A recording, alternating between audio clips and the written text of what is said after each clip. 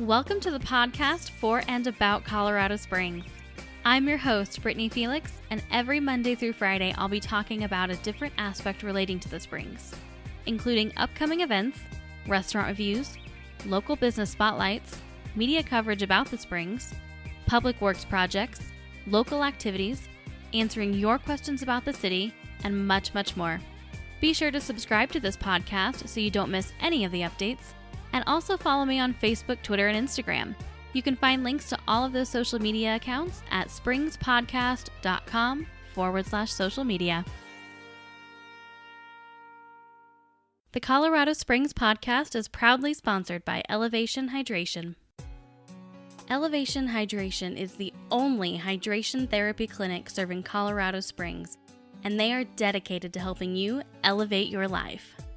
They use intravenous vitamin therapy to help athletes needing a boost of energy or help recovering after a tough competition, people experiencing cold-like symptoms or dehydration from the flu, anyone needing to recover quickly from a rough night out.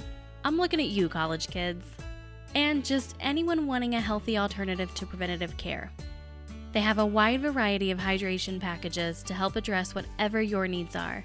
They're conveniently located inside Lush Beauty Lounge at 812 Village Center Drive, and if you mention this podcast during your visit, you'll receive $10 off any hydration package.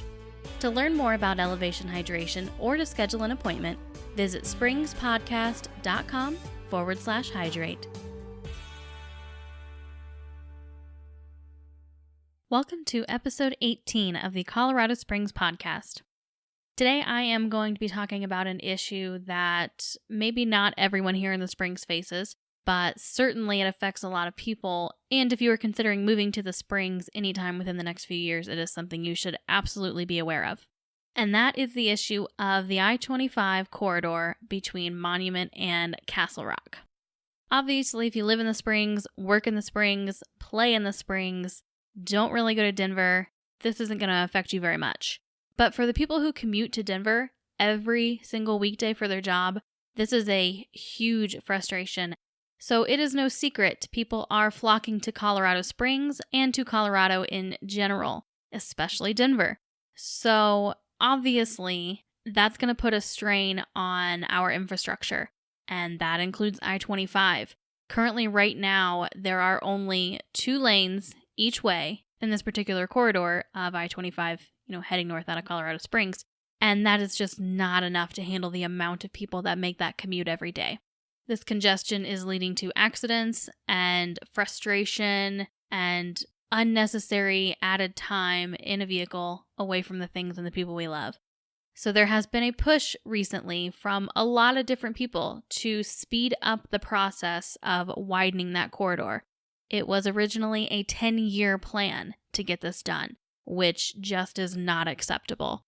So some good news is that earlier this month, the Colorado Department of Transportation announced that it was speeding up the environmental and planning processes for this construction project to widen that corridor.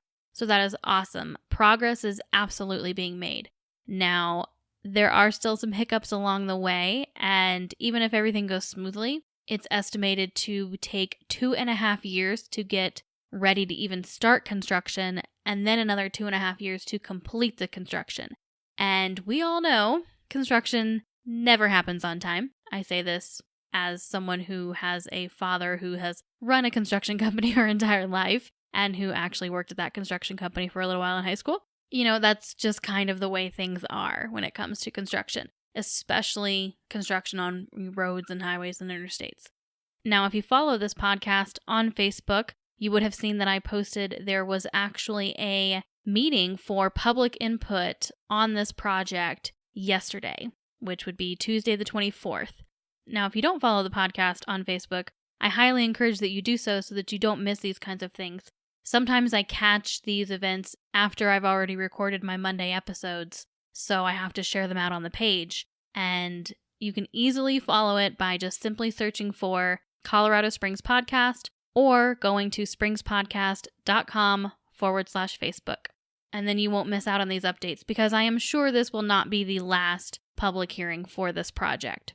So if you want your input heard, if you want to make sure that this project pushes forward and does not get placed on the back burner, we need to keep the pressure on CDOT and on our politicians to make sure this is a priority.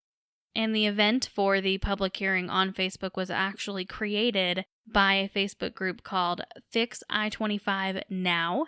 It's a group of about 300 people, and they are dedicated to making sure that this gets resolved as quickly and efficiently as possible.